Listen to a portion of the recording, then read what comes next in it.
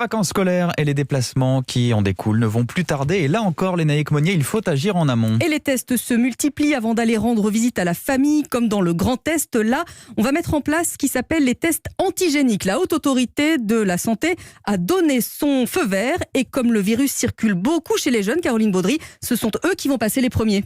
Oui, d'abord les 210 000 étudiants du Grand Est. Comme pour un PCR classique, le prélèvement sera fait au fond de la narine avec un écouvillon, sauf que le résultat est donné là en 30 minutes maximum.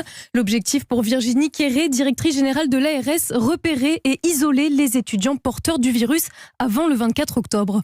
Ces étudiants vont rentrer dans leur famille pour les vacances de la Toussaint et le risque de faire circuler le virus vers des populations plus âgées va se situer à ce moment-là. Deuxième cible de ce dépistage rapide, les employés d'EHPAD. Aujourd'hui, l'attente des résultats prive certaines maisons de retraite de leurs soignants, rappelle Romain Gilsom de l'association des directeurs au service des personnes âgées.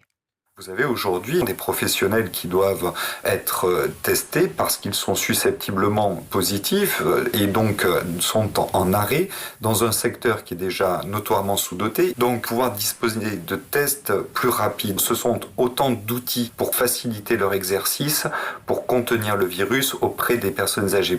Enfin, les tests antigéniques pourraient être utilisés dans les services d'urgence de la région pour trier les patients Covid des non-Covid. Merci Caroline Baudry pour ces précisions ce soir pour Europe 1.